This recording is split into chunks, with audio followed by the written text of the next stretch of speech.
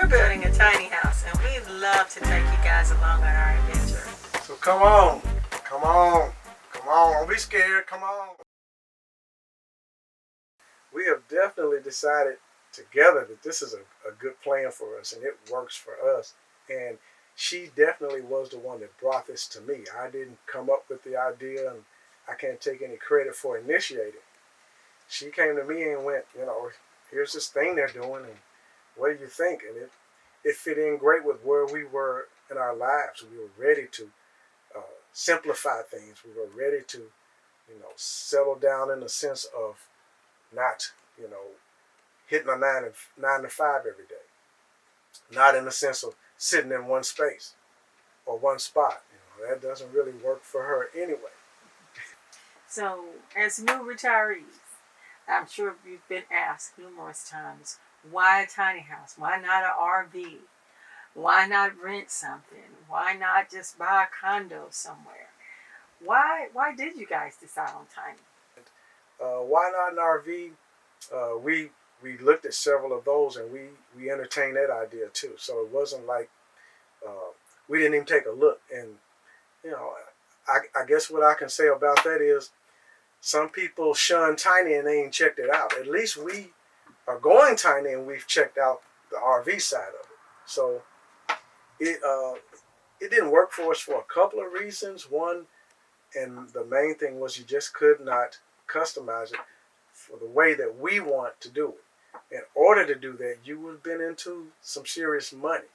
You would have to take something that already cost, maybe a couple of $100,000 or at least $100,000 to, to have what we want with the length and the size that we want, and then start to modify from there. And it just didn't make sense, financially or physically. We didn't want to be doing all that work for something we paid that kind of money on. Now, tiny, it's not something that you hear a lot in the African American community. Everybody's wanting the sticks and bricks, the house with the white fence and the 2-car garage.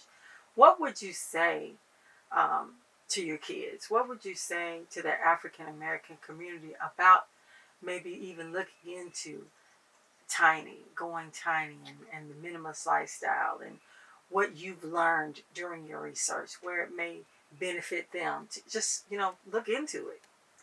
Well, first I want to commend a lady that we follow who made some very good points about tiny in the African American community.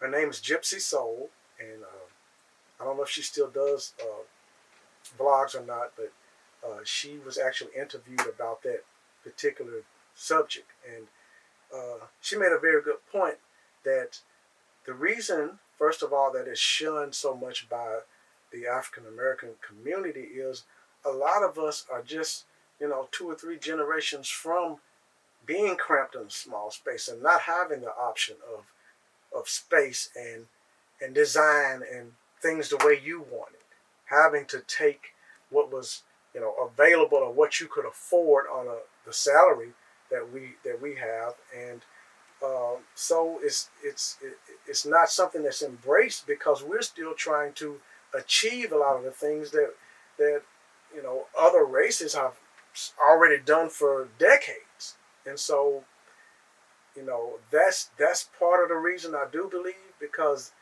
that stigma that's attached to small spaces. And people are thinking, no, I work too hard. I have my whatever, my doctorate, my master's, and I deserve to have what, and you do if that works for you. But that's the key. Do what works for you, not what works for society and what they say we should do or have, or where you should be, or where you should live, or how you should live. And when you come to that realization, that's when you're able to apply logic as it pertains to your personal lifestyle. And so what was logical for our personal lifestyle was, we've already done the big house, and that was great for that season in my life. But at that time I felt, at this time I feel like, no, I'm not going to be sold that anymore. I'm not going to be hoodwinked. I'm not going to be bamboozled. I'm not going to let my house land on me. I'm going to land on my house. You ask me what would I tell my kids? Take a minute and pause and think what works for you and not what society says works for you. And work with where you are and be bold enough and emboldened enough to do something different if it works for you and not worry about what people are gonna say or think. Because they're gonna say or think something no matter what you do. So do what works for you, and if being tiny works for you, and if you ain't there yet, you're not there yet. But maybe it's a stepping stone. Maybe it's a means to getting where you want to get without incurring all this debt, without incurring the burden and the worry and the stress of, home ownership.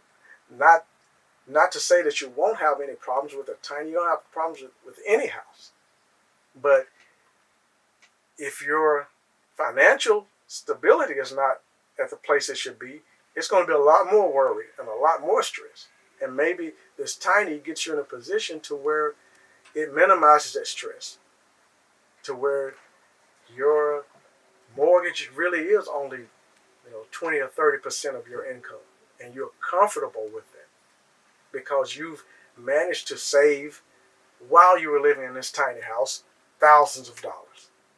So that's what I would say. Just take a step back, take a deep breath, and see what works for you. At least look at it. Don't knock it if you ain't even checked it out.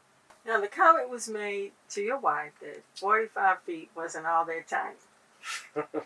So, what's your thoughts on 45 feet? And how do you think you're going to embrace living in such a small space? Yeah, 45 feet from a tiny house community perspective is not a tiny house to most people.